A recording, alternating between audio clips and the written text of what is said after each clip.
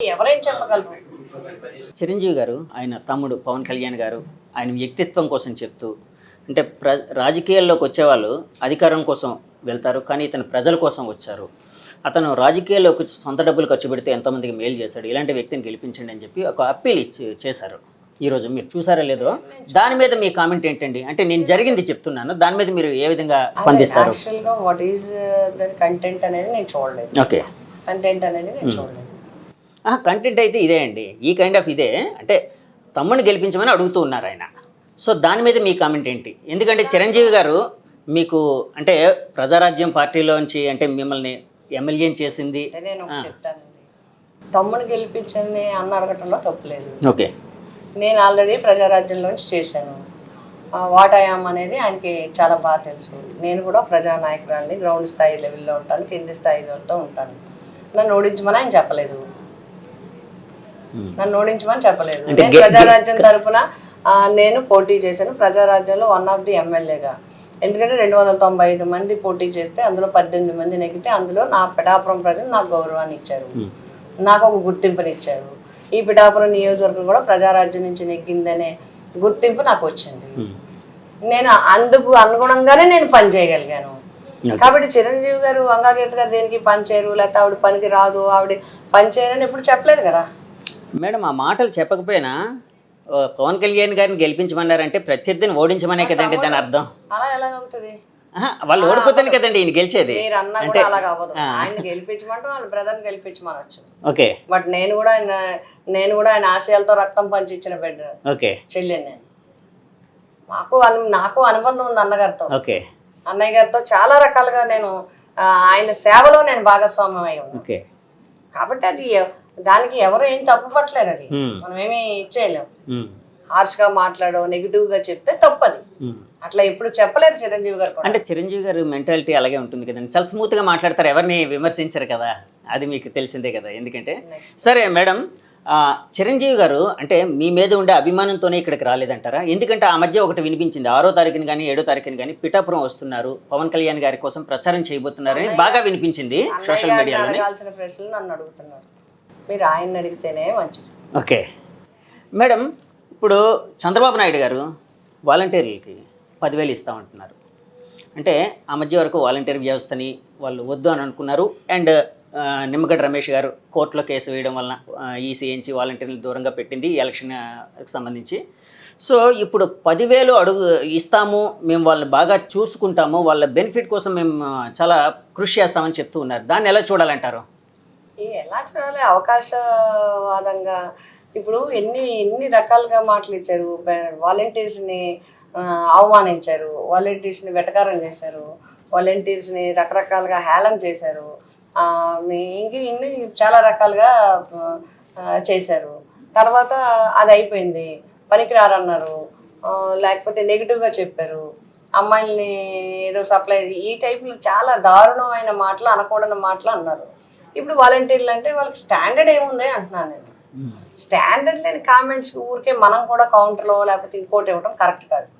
వాళ్ళకి ఒక అభిప్రాయం లేదు, వాళ్ళ అభిప్రాయాన్ని నిమిషానికి మార్చుకుంటున్నారు. కొంతసేపు ఏమో పెన్షన్లు ఇవ్వకూడదు అంటారు, కొంతసేపు ఏమో వాలంటీర్లు ఇవ్వకూడదు అంటారు, కొంతసేపు ఏమో సచివాలయం ఇవ్వకూడదు అంటారు, కొంతసేపు ఇంటి దగ్గర ఇవ్వకూడదు అంటారు, కొంతసేపు మేమే కదా మేమెందుకు ఆపామంటారు. కాబట్టి ప్రతిపక్షాలకు ఒక క్లారిటీ, ప్రజల మీద ఒక విశ్వాసం, నమ్మకం లేదనేది అర్థమవుతుంది. వాళ్ళకి చాలా కన్ఫ్యూజన్లో ఉన్నారు వాళ్ళు. మేడం, మీ ప్రత్యర్థి పవన్ కళ్యాణ్ గారు చాలా ఆవేశంగా మాట్లాడుతూ ఉంటారు, డయాస్ మీద కావచ్చు, ఎక్కడైనా కావచ్చు, చాలా ఆవేశంగా అంటే చెప్పదలుచుకున్న విషయాన్ని ఆవేశంగా చెప్తుంటారు. మీరు అసలు విమర్శల జోలికి వెళ్ళరు, చాలా స్మూత్గా మాట్లాడుతూ ఉంటారు. మీ అభిప్రాయాలు జనం వరకు ఏ విధంగా వెళ్ళగలుగుతున్నాయండి? అంటే ఆవేశంగా గట్టిగా మాట్లాడుతూ అంటే ఒక అట్రాక్టివ్గా మాట్లాడితే జనంలోకి చొచ్చుకు వెళ్ళే భావాలు ఎక్కువగా ఉంటాయి కదా, మీరు స్మూత్గా ఉంటారు కదా. సో నా అభిప్రాయం అది. నేను నెమ్మదిగా, స్మూత్గా, అందంగా అర్థమయ్యేలా చెప్తే నా ప్రజలు అర్థం చేసుకుంటారు. అలాగే నన్ను అర్థం చేసుకున్నారు. నేను జిల్లా పరిషత్ అప్పటి నుంచి పిఠాపురంతో సంబంధం ఉంది, రాజ్యసభ అప్పటి నుంచి సంబంధం ఉంది. అలాగే నేను ఎమ్మెల్యేగా పోటీ చేశాను, ఇదే విధానంలో నెగ్గాను. ఎంపీగా పోటీ చేశాను, ఇదే విధానంలో నెగ్గాను. ఇప్పుడు కాబట్టి దానికి ఎవరి స్టైల్ వాళ్ళకి అలవాటు అవుతుంది. ప్రజలకి రిసీవ్ చేసుకుంటారు. ప్రజలు ఎవరికి అందరూ ఒకేలా ఉండాలని నా స్టైల్ ఆఫ్ స్పీచ్ వాళ్ళకి నచ్చింది. నేను బాగా కమ్యూనికేట్ చేయగలను. అట్లా నేను నిదానంగా కమ్యూనికేట్ చేయగలను. 13 తర్వాత అంటే తెలిసిన జనాల నాడి తెలిసినా కూడా అది మీకు తెలియదు. అంటే విజయం అనేది ఎవరిది ఏంటి దోబూచులాడుతూ ఉంటుంది. జూన్ 4 వరకు ఆగాలి. అంటే అసలు ఎలా ఉందనుకుంటున్నారండి? నిజంగా మీరు కానీ మీ పార్టీ కానీ అద్భుతంగా గెలిచే అవకాశం ఉందని అనుకుంటున్నారా? 10 సార్లు నిజంగా అన్నా, నేను నిజంగానే చెప్తున్నాను. ఓకే. మీరు ఎన్నిసార్లు యాక్చువల్గా చెప్పమన్నా నేను యాక్చువల్గానే చెప్తాను. ఓకే. మీరు ఎన్నిసార్లు ఉన్న విషయం చెప్పమన్నా నేను ఉన్న విషయమే చెప్తున్నాను. వైసీపీ అధికారంలోకి వస్తుంది. ఆంధ్రప్రదేశ్లో వచ్చేది వైఎస్ఆర్సీపీ ప్రభుత్వమే వస్తుంది. ముఖ్యమంత్రి వైఎస్ జగన్మోహన్ రెడ్డి గారు అవుతారు. కాకినాడ పార్లమెంటు సునీల్ గారు నెగ్గుతారు. పిఠాపురం అసెంబ్లీ కాన్స్టిట్యున్సీ వైసీపీ నెగ్గుతుంది. వైసీపీ ద్వారా వంగాగీత నెగ్గుతుంది. ఇది పక్కా, ఇది ఇంకా దాంట్లో డౌటే లేదు. మొన్న ఇండియాలోనే senior most journalist Rajdeep Sardesai గారు ఆ మధ్య అందరు చాలామంది ఇంటర్వ్యూలు, చంద్రబాబు గారిది, జగన్ గారిది, తర్వాత పవన్ గారిది, వీళ్ళందరూ ఇంటర్వ్యూలు చేసి మేబీ మీది కూడా చేసినట్టున్నారు, నాకు ఐడియా లేదండి. సో చేసి ఫైనల్ కంక్లూషన్ ఇచ్చేటప్పుడు ఆయన ఒక మాట అన్నారు. ఆంధ్రప్రదేశ్లో గెలవబోయేది ప్రభుత్వం ఏ పార్టీ గెలవబోతుందంటే ప్రజల అంటే ఆడవారి ఓటు ఎటువైపు అయితే ఎక్కువగా ఆకర్షించబడుతుందో ఆ పార్టీ గెలవబోతుంది. అలాగే రూరల్ పీపుల్ ఎవరైతే ఉన్నారో వాళ్ళు ఏ పార్టీ మీద ఎక్కువగా ఆశలు పెట్టుకుంటారో ఆ పార్టీ గెలవబోతుంది అని అన్నారు. అది ఏ విధంగా చూడొచ్చు అంటారంటే మీకు పాజిటివ్గా చూసుకోవచ్చు అంటారా? పాజిటివ్గానే, ఎందుకు కాదు. మహిళా ఓట్లన్నీ వైసీపీకే ఉన్నాయి. మహిళల మద్దతు వైసీపీకే ఉంది. మా ముఖ్యమంత్రి గారు కూడా ప్రతిదీ మహిళలకే ప్రిఫరెన్స్ ఇస్తున్నారు. పట్టాలు ఇచ్చినా, నామినేటెడ్ పోస్టులు ఇచ్చినా, ఈవెన్ కాంట్రాక్ట్స్ కూడా మా మహిళల పేర్లే ఇస్తున్నారు.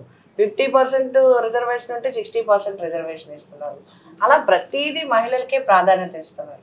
కాబట్టి తప్పకుండా మహిళల మద్దతు, సంపూర్ణంగా మహిళల మద్దతు వైసీపీకే ఉంటుంది. మేడం, ల్యాండ్ టైటిలింగ్ యాక్ట్ మీద రకరకాల చర్చలు నడుస్తున్నాయి, రకరకాల వాదోపవాదాలు నడుస్తున్నాయి. ఆల్రెడీ మీ పార్టీ ఈసీ వరకు వెళ్ళింది చంద్రబాబు గారి మీద, అంటే టీడీపీ పార్టీ మీద ఒక ఫిర్యాదుతో. అసలు ఏంటి మేడం ల్యాండ్ టైటిలింగ్ యాక్ట్ అంటే మీకు, అంటే మీరు ప్రజలకు చెప్పదలుచుకుంది ఏంటి అసలు? ఆ యాక్ట్ ద్వారా ప్రజలకు ఎలాంటి బెనిఫిట్ ఉంటుంది? ల్యాండ్ ప్రజలకి సాధారణంగా ప్రజలకి బెనిఫిట్ కాకుండా చట్టాలు రావు. ఒకటి కాలమాన పరిస్థితులకు అనుగుణంగా జరుగుతూ ఉంటాయి. ఒకటి మినిమం కామన్ థింగ్ ఏంటంటే ఏ చట్టం అయినా వచ్చిందంటే ఆ చట్టం మళ్ళీ ఎప్పుడైనా ఇన్ కేసు పబ్లిక్కి కనుక అది ఏదైనా ఇబ్బంది కలిగేలా ఉంటే మళ్ళీ మార్చుకునే హక్కు రాజ్యాంగం ఇచ్చింది. నెంబర్ 1. ఇక్కడ అందరూ చూడాల్సింది ఏంటంటే మొన్నటిదాకా టీడీపీ అసెంబ్లీలో ఈ బిల్లు ప్రవేశపెట్టినప్పుడు పయ్యావుల కేశవ్ గారు ఈ బిల్లు మీద మాట్లాడుతూ ఇది చాలా చాలా బలమైన బిల్లు, ఇది ఎంతో బాగా అందరికీ ఉపయోగపడే బిల్లు, ల్యాండ్ డిస్ప్యూట్స్ ఎవరికి రాకుండా ఉండాలంటే రాను రాను వచ్చేవన్నీ కూడా మనీ రిలేషన్స్, ల్యాండ్ రిలేషన్స్ ఎక్కువ అవుతున్నాయి, హ్యూమన్ రిలేషన్స్ తగ్గిపోయిపోతున్నాయి. కాబట్టి ఇలాంటి స్ట్రింజెంట్ చట్టాలు ఉండాలని చెప్పి ఆయన వాదించి వాళ్ళ తరఫున అసెంబ్లీలో మాట్లాడి మళ్ళీ ఈరోజు ఇదంతా ఏదో పెద్ద నెపం కింద తయారు చేసి జగన్మోహన్ రెడ్డి గారి మీద నెగిటివ్ తేవాలని చూడటం అనేది చాలా తప్పు. ల్యాండ్ యాక్ట్కి సంబంధించి చెప్పాలంటే క్లారిఫికేషన్ సెంట్రల్ గవర్నమెంట్ చెప్పాలా? ఎస్, మేము కూడా చెప్పగలం, ఎందుకంటే మేము కూడా పాస్ చేసాం కాబట్టి మేము కూడా చెప్తాం. బట్ నెగిటివ్ చెప్తున్నారు మీరు. టీడీపీ ఆ రోజు బాగుందని సభలో మాట్లాడిన వాళ్ళు ఈ రోజు ఎందుకు మాట్లాడుతారు? మీకు షేర్ చేస్తాను, చూడండి ఏం మాట్లాడారు పయ్యావుల కేశవ్ గారు, ఏ విషయాలు దీని మీద చర్చించారు అనేది మీరు చూడండి. కాబట్టి అవకాశవాద రాజకీయం చేయటం అనేది ప్రతిపక్షానికి అలవాటు అయిపోయింది. ఏది నెగిటివ్గా తీసేసి తమ్మిని బమ్మిని చేసి ఈవేళ మీరు ఒకటి ఈవేళ చూడండి, వాలంటీర్ వ్యవస్థని కంప్లైంట్ ఇచ్చి ఆపేశారు, పెన్షన్స్ రాకుండా చేశారు, ఆ తర్వాత బ్యాంకులకు వెళ్ళమన్నారు, వైసీపీ చేసినట్టు చెప్తున్నారు. ఇది తప్పు కదా మేడం? ల్యాండ్ టైటిలింగ్ యాక్ట్ వలన ఒక రకమైన కన్ఫ్యూజన్ అయితే ప్రజల్లో ఉందండి. అది మీరు అవునన్నా కాదన్నా అంటే కాదు నా క్వశ్చన్.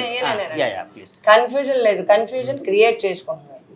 అడ్వకేట్స్ కూడా కంపల్సరీగా దీని మీద నేను అడ్వకేట్స్ తో కూడా చాలా మందితో మాట్లాడి నేనేం అడిగానంటే ఇన్ కేసు దీనివల్ల ఎవరికైనా ఇబ్బంది ఉంటే దాని మీద మనం అందరం కూడా ఎడ్యుకేట్ చేయాల్సిన అవసరం ఉంది. ఇప్పుడు ఏమీ పాస్ అయిపోలేదు ఈ బిల్లు, దీని మీద ఏమీ డెసిషన్స్ రాలేదు, దీని మీద ఒక ఎనాక్ట్మెంట్ ఏమీ అవ్వలేదు.